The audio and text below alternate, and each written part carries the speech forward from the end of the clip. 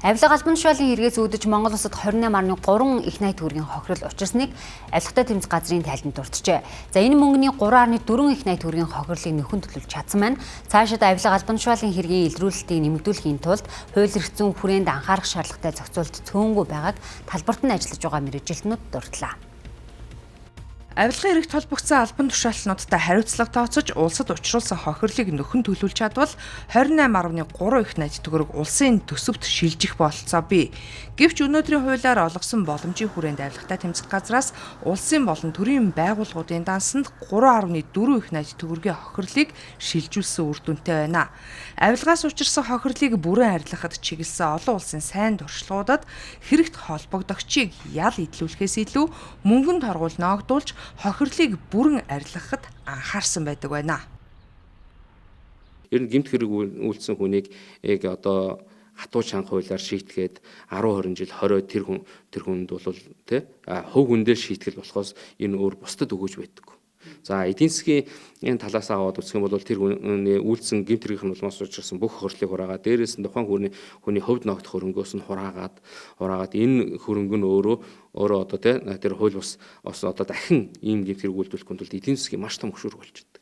Энэ хөшүүргүүдийг бид нар одоо мөрдөжлөхөнд ашиглах, хэрэгжүүлэх ийм шаардлагууд байгаа. Хууль эрх зүйн орчны хувьд бол боловсруулах шаардлагатай байна.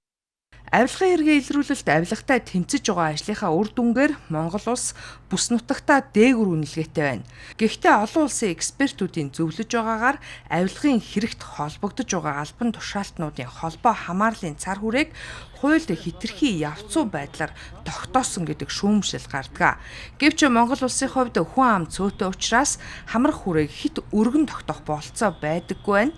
Аймаг сумдад ажиллаж амьдарч байгаа төрийн албан хаагчийн ах トゥ хамаатан садан найз нөхдийн хамаарлыг хэтэрхий өргөн хүрээнд тогтоовол тухайн аймаг сумын бүх иргэн төрийн албан хаагчдтайгаа хамааралтай болж тогтоогдох эрсдэл үүсдэг байна.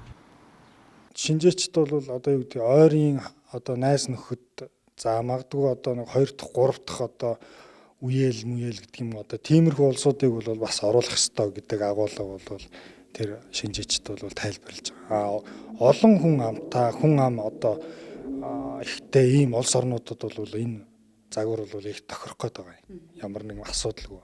Тэгтэл суман дээр орон нутагт яг ингэж үсгээр бол бас нэлээ ийм асуудал үүсэх гээд байгаа. Тэгэхээр яг хуу энэ өөрөө бол яг хуу ашиг сонирхлыг зохицуулж байгаа нэг хэлбэр болохынхоо хувьд бид нар энэ зүйлийг хатуу одоо томьёолохоосоо илүү олон нийтийн зүгээс ашиг сонирхон зөрчилтэй гэж ойлгохдгоос нөхцөл байдал үүсгээр одоо бусад нөхцөл байдал гэдэг юм уу тэр агуулгаар нь бол бид нар тэгээд хэрэглээд энэ зүйл дээр олон нийтийн хяналтыг бий болгоод ингээд явж байгаа.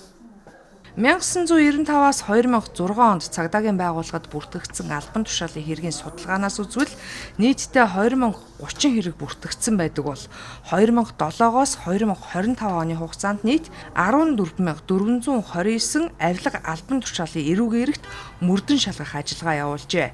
Гэхдээ хэргийн шийдвэрлэлт шүүхийн процессоос болж он дамнан сунжрах явдал түгээмэл гардаг. Хэдэн жилээр ч шүүхийн процесс дамсан жишээ байгаа. Олон улсын авилга албан тушаалын хэрэгтээ ажиллаж байгаа мөрдөгчид жилдээ 4-5 хэрэг дээр хяналт шалгалт явуулдаг бол Монгол улсад нэг мөрдөгчид 50 гаруй хэрэг ноогдож байна.